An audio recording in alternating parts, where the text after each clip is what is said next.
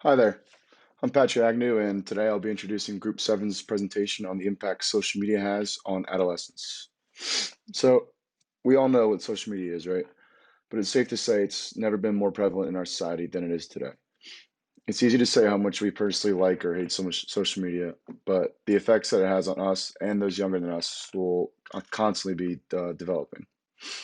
Like everything, social media has both positive and negative effects on its users. But what we wanted to know was how much will these effects impact children and adolescents directly?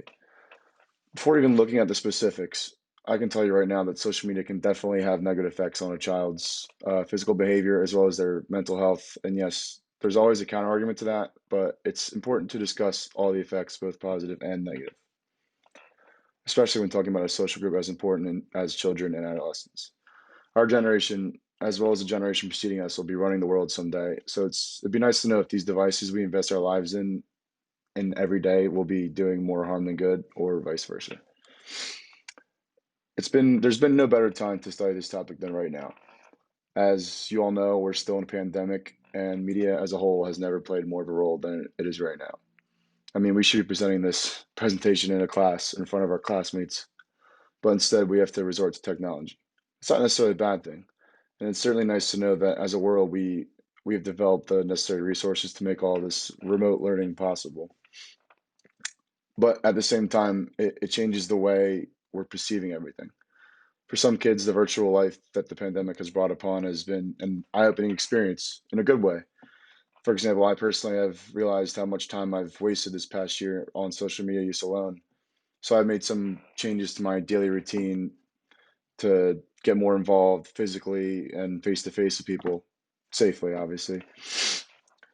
But for other kids, it has been an extremely challenging and draining year, and for me as well, but both mentally and socially as well, and even educationally, because all the remote learning. As concerned as we should be about kids our age, we should be just as concerned, if not more concerned, about kids younger than us, because they have a lot more maturing and growing up to do. So we were introduced to this flood of social media in our like early high school, late middle school days, and even that was way too early. None of us are ready for all that social change. So it's scary to think that today's kids are getting iPhones at age 7. The long-term effects could be endless. And it's important to note that some parents have started to take notice of this constant influx of media on their children and that they're experiencing. So it's definitely not out of the question to think that these media habits in children can change. It just takes courage to speak up about it because it's never an easy process, as we all know. I mean, yeah. So every now and then it's important to take a step back and analyze what's going on in the world. And today we'll be taking a deeper look into the effects that social media has on our world's youth.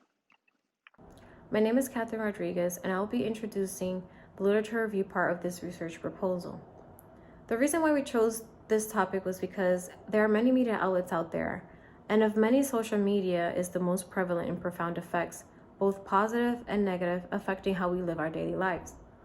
But in most cases, social media can affect us in a negative way, specifically our children, increasing their risks for depression, anxiety, social and behavioral development, their overall health, and they can take more into account risky behaviors. We chose to focus on adolescents due to recent statistics showing that adolescents often use social media constantly throughout the day more than adults. Hi, my name's Carter Smith, and I'm also going to be talking about the literature review section for Group 7's Research Methods Final. My study had a lot to do with PSMU, which is problematic social media use, and how it's related to multiple things like bad sleeping habits, lack of physical activity, and less life satisfaction. Social media exposes adolescents to appearance-related media content, which basically reinforces body and life idealisms and the fear for external evaluation. So, for example, let's say you are using Instagram, one of the biggest social media platforms there.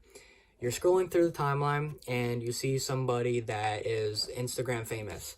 Well, you may find yourself to be jealous of them simply because they drive a nice car, they're in a relationship that you would like, or they're wearing like really fancy clothes, shoes, whatever. This has been proven by studies to be more common for females. Female adolescents are more impacted than males compared to the male counterparts. Social media can also be used as a form of peer pressure, which is very prevalent in today's society, unfortunately. This insists us to make bad choices during our early to late childhood, so kind of like our year. And what I kind of tend to associate this to is like drugs and alcohol. If you go to a party just to hang out and you don't want to smoke, you don't want to drink, it's very common for people that who are doing those situations to try to make you do that over social media by texting you on Snapchat, like, begging you to come do this, blah, blah, blah, blah, blah.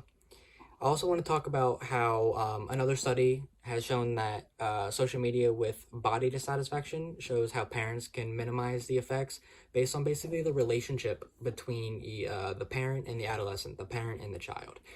This can be prevented by your parents just simply getting to know you more, and your parents understanding like who you are as a person, because that's very misunderstood nowadays. There's a lot of people that feel like their parents just simply don't understand them because they grew up in a much different time, for example, than we did. This can all be prevented, and it all just comes down to the relationship between the parent and the child. I also want to talk about how social media has reached an all-time high, especially right now with COVID-19 going on, and how most of us are at our homes way more often than we were before. The users on these social media platforms just keep getting younger and younger and younger, meaning that children are exposed to social media and the negative influences at younger ages, which isn't good for our society because they're already starting to enter the world of anxiety and depression, which often leads to unfortunate choices by kids. My group's question to everyone is that is the constant media exposure going to affect the children's maturation process? And will it may have a positive impact on the world in the future? Do you think that instead of having all these negative effects, do you see social media actually improving us and having a positive impact to the world? Hi, my name is Teresa Nappo, and I contributed towards the literature review in Group 7's research paper. Social media has become part of almost everyone's daily routine. I know for myself that's the first thing I check when I wake up in the morning, which I know is not a good habit to keep. However, the users who are on social media right now keep on getting younger and younger, which has become a global-wide problem. There have been many studies that show the negative effects social media can cause on children and teenagers. In the studies that I researched, I found that children treat social media as a popularity contest, and they are constantly comparing themselves to their peers online. This is an extremely bad habit to have. Social media is surrounded by how many likes or shares a post can get, which can either boost or deteriorate self-confidence. Cyberbullying is also another factor that plays into this. For example, a female teenager may post a selfie on Instagram and receive hate comments for it. Their peers can tell them that she looks ugly or may even want to kill herself. This can then cause extreme depression in the teenager, and she may never want to show her face in school or public ever again. Moving on, overusing social media and technology negatively affects academics, and this can cause adolescents to experiment with substance abuse. When students use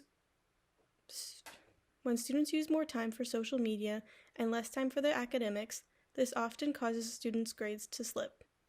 They are so distracted by the world of social media that they do not allocate a specific time frame to complete homework and assignments, causing their grades to fall. Social media also causes adolescents to become more exposed to peer pressure. This can then lead to dangerous situations for such a young age. Substance abuse such as marijuana and alcohol are the top two that teens say they have experienced with. Peers may threaten another student to take part in using one of these substances by telling them if they don't do it, they will stop being friends with the student, or the peers may even tell the student's parents that they did it even when they didn't. All in all, social media has become a negative influence on children and teens throughout the world. Although our related research has answered our questions of what negative impacts can social media have on adolescents, is this constant exposure to media going to affect our kids' maturation process?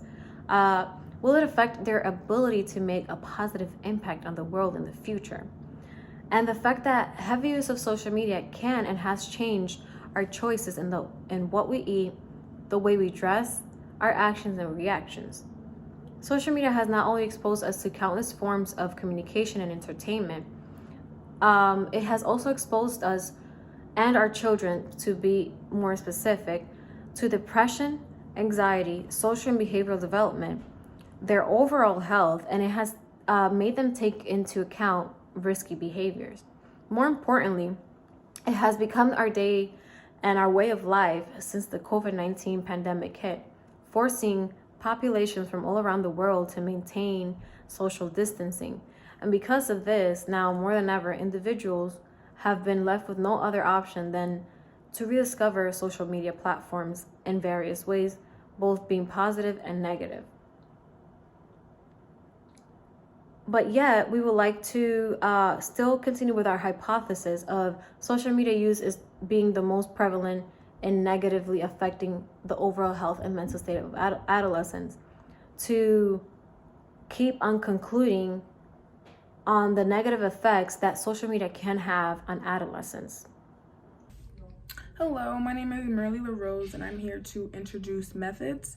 We handed out a questionnaire that was 20 questions and we handed it to 60 students from the ages 12 to 15 in 7th and 8th grade. We had about 42 girls, 18 boys, 45 Caucasian students, 7 Black students, and 8 Asian students. They were randomly chosen in order to make this fair. We decided to go with a social media disorder scale, so that means our responses would either be yes or no. So our dependent variables would be our children's behaviors and how social media affects them. Does it affect their mental health or does it affect their physical health? Basically, is it risky for your health? Our independent variables would be what kind of apps these children are using, how many hours of sleep they're getting. Are they getting a full 8 hours of sleep that is necessary for their age? Who are they following on these social media accounts? Do their parents have restrictions on their phones? Because there are parents who do the whole parental restriction thing, so their kids aren't even allowed to hop on Facebook or even like explicit websites.